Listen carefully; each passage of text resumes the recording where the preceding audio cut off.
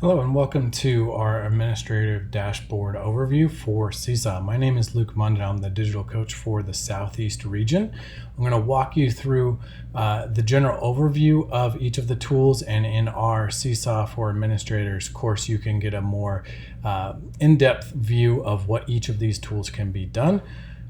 To start off with, we are going to be looking at all of these tools and permissions and authorities that we have, and we would never see these in Google Classroom because Google Classroom exists to create a bunch of different classes that are all teacher-led. There is no way to get them all into a school and to have these administrative tools. So Seesaw was chosen as a great way for our elementary school kids and teachers to all be in one spot, and for an administrator to have more control and access to the information that's in your school without having to be part of 50,000 different Google Classroom classes.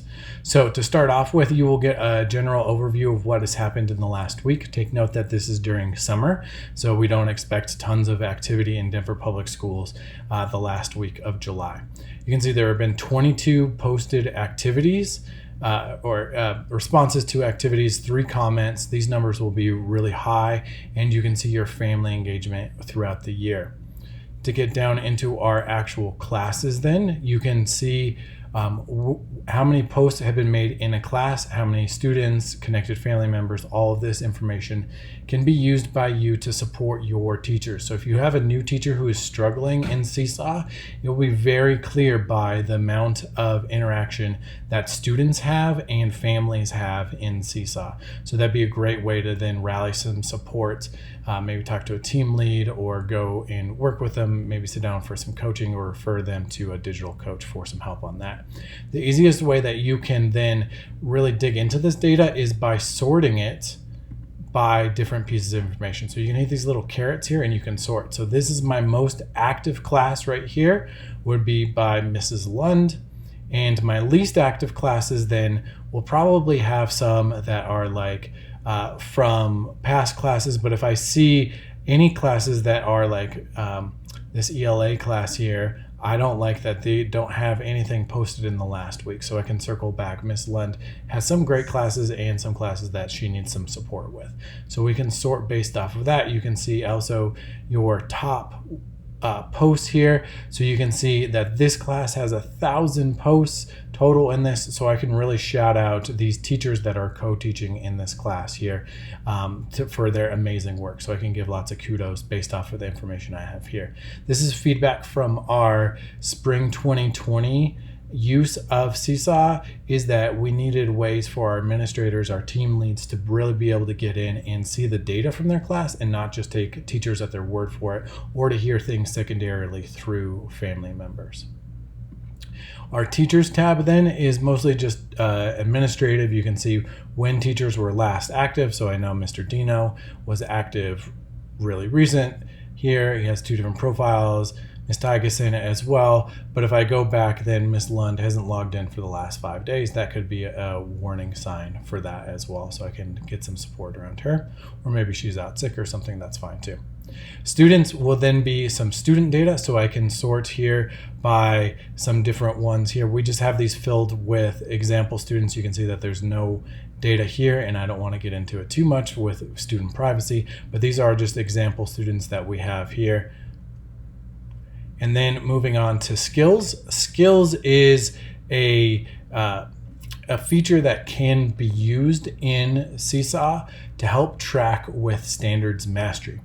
I will say that this is an optional thing, that this is not anything that you should really try to tackle at the beginning of August unless you would really love to get into it or are dedicated a Seesaw school already, because skills will add another challenge for your teachers. But it is great that you can import your standards, say it's the essential standards that we're working on for this year, and then teachers can assign these skills or standards to each of their assignments, and then they will get a nice little dashboard here that shows what the student mastery is.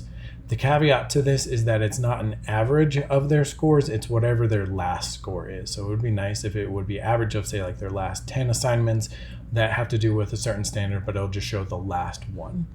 They are working to improve skills, but those are not up and running all the way yet. So right now it'll kind of just give you a snapshot as to where your students are if you choose to use that. Please reach out to your digital coach if you would like to import your skills, because we can help you with that. Overall analytics for the school, then you can see how many posts and stuff that I have. You can see it's going up. This should be really increasing quickly. We should see lots of family engagement here. This kind of, again, just gives you a snapshot as to what's going on in your school, so you can have that power of information. And then lastly, our announcements. This is where you can post an announcement for the entire school. You can post it to just your teachers, you can post it to just students, or to just family members. Usually it's a good idea if you as an administrator are going to be sending out an announcement, say in another method like School Messenger, and that you also send it out in Seesaw. That way our students can get the message and our family members can get the message in multiple modes. Many family members sign up in Infinite Campus with an email address or phone number that may not be active throughout the entire school year, but we know many of them are really engaged with apps on their phone. So it is another way that our family members will get a notification on their Schoology, on their Seesaw app. I know as a parent myself, my daughter used Seesaw quite a bit last year, and I would get those app notifications and I knew exactly what it was for, whereas emails would kind of get buried into my personal email as I got all those other things. So if you're going to send it out, it can be a good idea to send an announcement in Seesaw as well as other modes of communication, just to have that. And the really cool thing about sending out a message through the app is that Seesaw will auto-translate that message into, I believe they have 36 languages that they're auto-translating now, whatever the language is that the parents have selected or the family members have selected in their app, so that they will get that in their native language or whatever language they have selected. It provides great access and equity for our students and their families. So this is just an overview of everything. Please continue on with the rest of the administrator course for Seesaw to really dive into each of these tabs. Thanks.